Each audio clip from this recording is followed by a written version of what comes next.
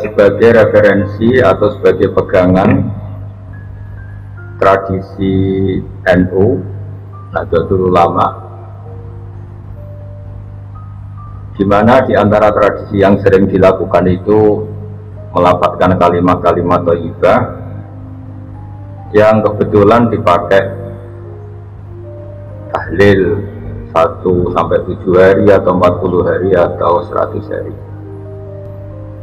Nah, ini penting saya utarakan supaya teman-teman yang sering tahlilan, sering membaca la ilaha illallah itu berpikir ulang atau semangatnya ditambah, karena kalimat ini pula yang menjadikan langit bumi diciptakan. Al-Fatihah.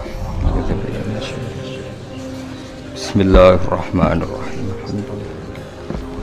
Ar-Rahmanirrahim. Surah Khairil Muhdi alaihim waladhdallin. Terus niki napa niati nggih dawuhe Mu'adz bin Jabal niku ta'alu bina nu'min sa'atan. Terus Mu'adz bin Jabal teng riwayat Bukhari sering dawuh, ayo rene moro aku, ayo do iman bareng-bareng. Dados ngaji kados ngeten niki termasuk nambahi napa iman. Assalamualaikum warahmatullahi wabarakatuh. Alhamdulillah, wassalatu wassalamu ala sayyidina Muhammad. Teman-teman PCI NU Taiwan yang saya hormati, ada Kiai Muhammad Royan, ada Kiai Arif Wahidi, ada Haji Tomo, Ustaz Sarkom, dan Ustaz Edi, semua teman-teman yang saya hormati, Profil khusus Gus Reza. Kebetulan hari ini saya baru ngaji sama tamu-tamu dari Malang, jadi mungkin saya tidak bisa lama, tapi saya pastikan bahwa materi siang ini akan saya isi dengan kitab Abu Abdul Farad karangan Sayyid Muhammad bin Alawi Al-Maliki, sebagai referensi atau sebagai pegangan tradisi NU, Nahdlatul Ulama,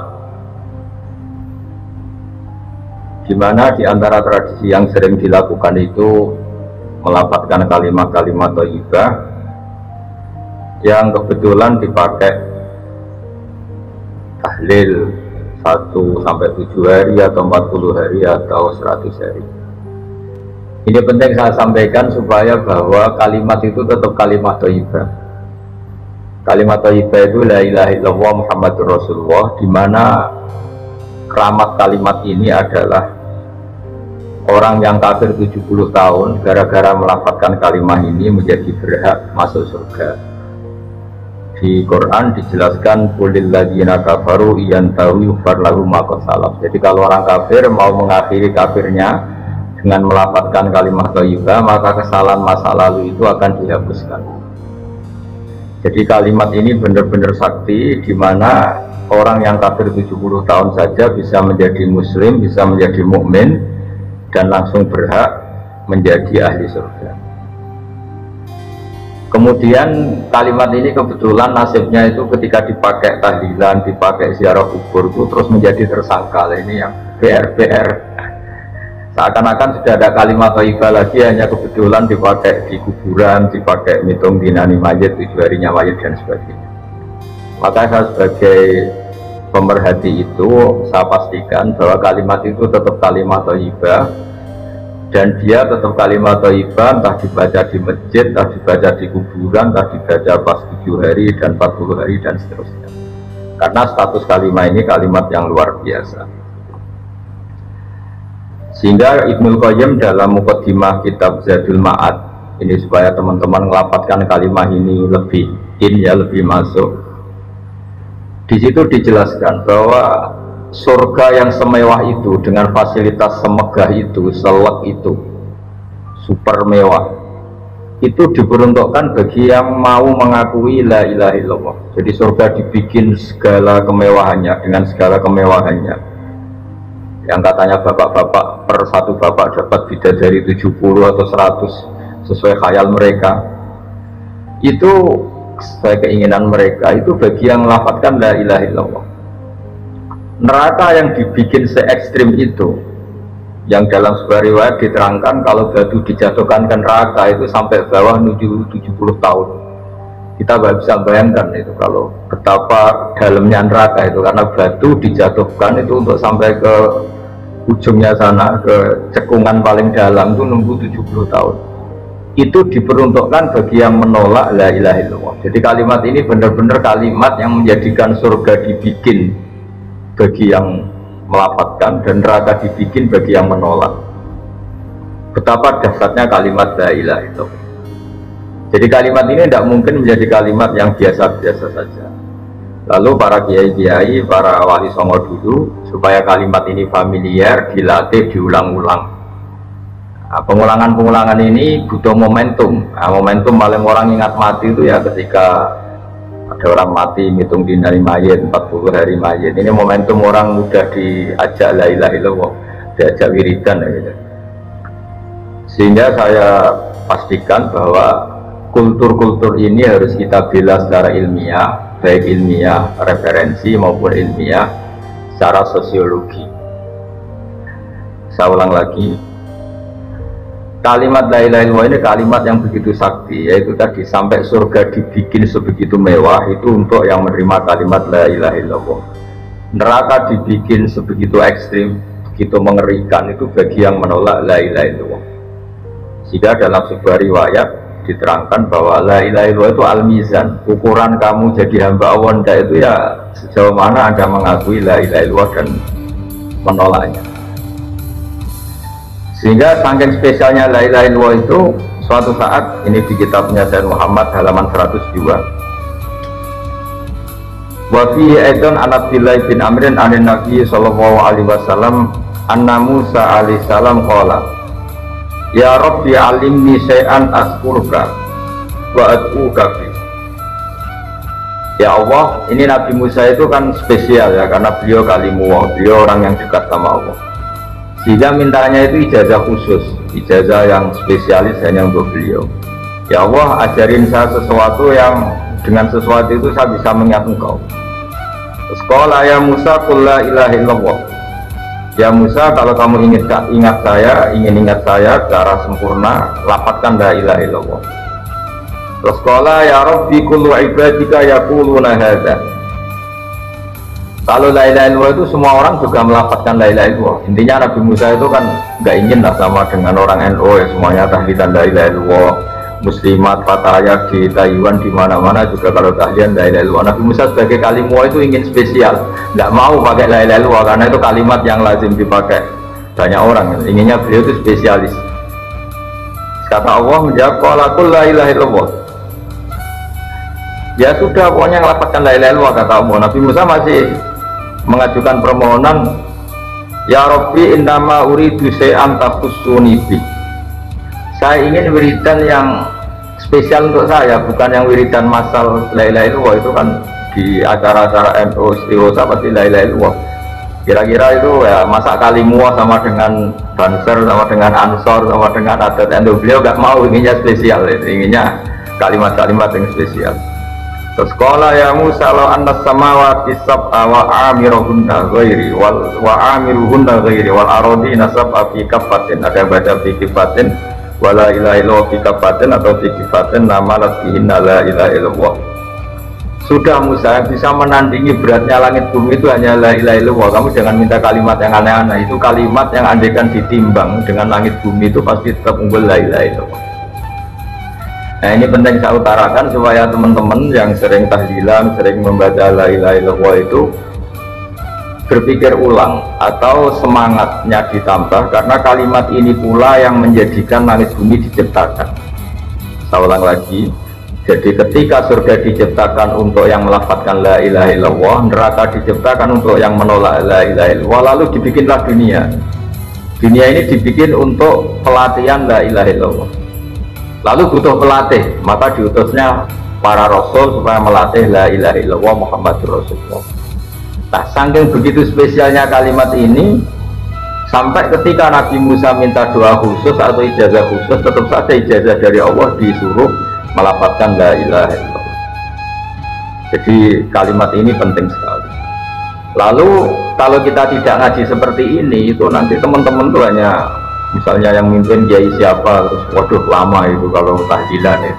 Kalau yang mimpin kiai siapa, wah itu tahlilannya begini. Jadi menyoal lama tidaknya tahlilan itu sejauh mana kita memahami la ilaha illallah. Kalau kita memahami la ilaha illallah adalah kalimat spesial, maka kita menghormati pada orang mukmin yang lain juga gampang. Karena orang-orang mukmin yang kita kira orang biasa atau bahkan orang rendahan, kita tidak bisa menganggap itu orang rendahan karena dia adalah orang yang min ahli la ilaha illallah. Jadi orang menghormati mukmin yang lain itu bergantung cara pandang. Ketika kita cara pandang la ilaha illallah itu spesial, maka pelapatnya siapapun itu akan spesial di mata kita karena dia min ahli la ilaha illallah. Tapi kalau kita menganggap la ilaha illallah itu biasa saja, maka kita akan menganggap yang melafadzkan itu biasa saja. Itu keliru besar. Kalimat ini adalah kalimat yang andaikan kesalahan kita seberat langit dan bumi dibandingkan kalimat ini, pasti yang unggul kalimat ini. Sehingga dalam satu riwayat ada orang yang salahnya itu banyak sekali. Ini saya baca ya, ada kata ini di riwayatnya Ahmad bin Hanbal, kata Rasulullah SAW, Inna Allaha ta'ala yastakhlisu rajulan min ummati ala ru'usil khalaik. Ada orang dipinggirkan Allah, dipanggil sendiri, kemudian dipertontonkan di depan banyak orang. Fayan syuru ali tis'atan wa tis'ina sijillan. Dia dipertontonkan ke khalayak rame bahwa ada bok kesalahan 99 bok kesalahan, 99 kotak kesalahan. Kullu sijilin minha misumatil basar. Setiap bok itu sepanjang mata melihat. Jadi saking besarnya per boknya itu sepanjang mata melihat. Ya, kira-kira per kesalahan itu berdurasi 10 kilo lah jarak. Sumayaqulu atungkiru min hadza syai'an. Kamu ngakui bahwa ini yang kamu lakukan semua. Singkat cerita orang itu ngakui. Terus Allah fayukhriju bitaqatan fiha asyhadu alla ilaha illallah wa asyhadu anna muhammadar rasulullah.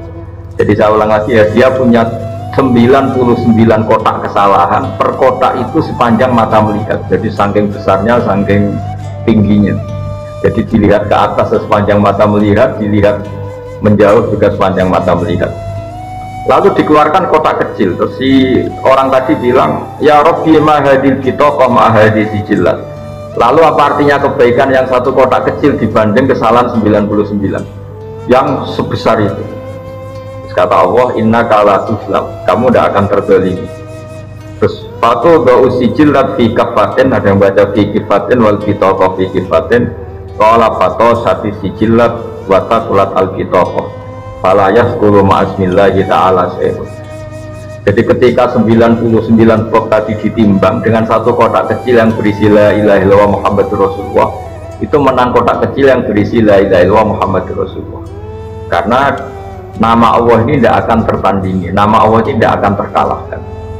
Jadi ibaratnya beginilah, para malaikat itu kalau ditanya, ini satu timbangan kecil tapi ada nama Allah dengan yang sebesar itu, sebanyak itu tapi tidak ada Allahnya, tentu malaikat akan milih yang ada Allah, yaitu la ilaha illallah. Jadi ini penting saya utarakan supaya para pelafaz la ilaha illallah itu meyakini bahwa kalimat ini spesial, sehingga tidak risau, tidak susah ketika itu dituduh bid'ah atau dituduh khurafat, karena kalimat ini tetap thayyibah, kalimat ini tetap spesial. Bahwa guru-guru kita ngajarin ketika untuk 1 hari mayat atau 7 hari itu kultur saja. Sehingga orang NU sendiri ya jangan melafatkan itu nunggu diundang tahlil. Kalau diundang tahlil melafatkan itu, kalau enggak itu ya keliru juga. Itu ya sama saja salah, itu kalimat yang spesial. Kalau kita bacanya pendak diundang tahlil itu juga salah. Tapi salah juga kalau kalimat ini menjadi tidak spesial hanya karena tuduhan-tuduhan kita dianggap khurafat atau bid'ah. Jadi saya pastikan bahwa kalimat ini spesial berdasar hadis yang disebut oleh Sayyid Muhammad qad akhraja Ahmad wa Nasa'i wa Tirmidzi wa aidan min hadits Abdullah bin Amr. Terus saya cek di beberapa kitab, di kitab Ithaf itu ada di juz 14 halaman 636, diperkuat lagi oleh kitab Ithaf yaitu karangannya Sayyid Zabidi Syarah Ihya. Jadi di kesempatan yang baik ini saya mohon kalau melakukan wiridan yang diajarkan para guru itu pastikan referensinya secara detail. Kemudian barokahnya referensi itu kita tidak gamang, tidak risau, tidak gentar kalau mengalami tuduhan yang macam-macam. Karena kalimat ini tetap kalimat thayyibah, status permanennya itu kalimat thayyibah. Bahwa itu saya ulang lagi, bahwa mungkin kita baca itu dianggap nggak tepat waktunya atau nggak tepat momentumnya, itu urusan kita. Tanpa dituduh yang lain pun, kalau kita punya etika nggak boleh baca itu ketika di kamar mandi atau ketika kondisi kita sedang nggak baik dan sebagainya dan sebagainya. Jadi saya pastikan kata Ibnul Qayyim ketika ngendikan fadilahnya la ilaha illallah, beliau ngendikan kalimat ini itu kalimat yang menjadikan surga dibikin. Ukurannya ya gampang, yang menerima kalimat ini. Neraka yang begitu ekstrim, begitu horor, menakutkan, dibikin juga bagi yang menolak kalimat ini. Betapa kalimat ini yang menjadikan ada surga dan neraka. Ukurannya ya kalimat ini, yang melapatkan atau yang menolak. Nah, dengan spesial kalimat itu, maka terus kiai-kiai mentradisikan supaya sering dibaca. Satu-satunya momentum yang orang kumpul ya tadi pas istighosa, pas tahlilan, pas ada orang meninggal, atau pas istisqa, pas ya sudah seperti itu. Terus yang terakhir dalam madzhab Abul Hasan Asyadzili, kalimat itu harus diulang-ulang karena kalimat itu kalau kamu baca secara benar itu menjadikan alasan kamu diampuni dosa kamu.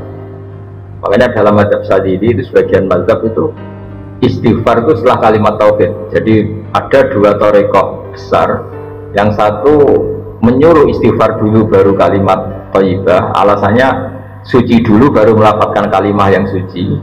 Tapi kalau dalam madzhab Abul Hasan Asyadzili tidak, kalimat ini itu sudah otomatis istighfar. Buktinya orang kafir yang 70 tahun kafir sekali melafazkan la ilaha illallah itu langsung diampuni dosanya tanpa syarat harus istighfar. Karena di Quran itu hanya kulil ladzina kafaru iyan tahu yufar lahum ma qad salaf. Jadi kalau orang kafir 70 tahun kok melafazkan la ilaha illallah itu otomatis masa lalunya diampuni. Berarti kalimat ini itu sudah otomatis fungsinya itu mengampuni dosa.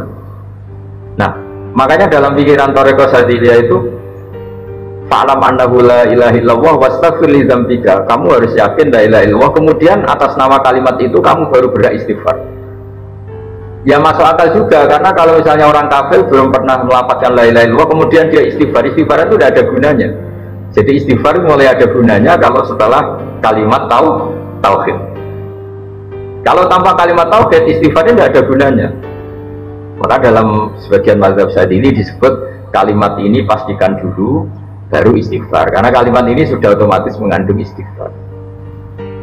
Tapi ada juga yang cara berpikir kalimat ini kalimat suci, maka butuh muqaddimah. Muqaddimahnya apa? Sebelum melafazkan kalimat itu istighfar dulu.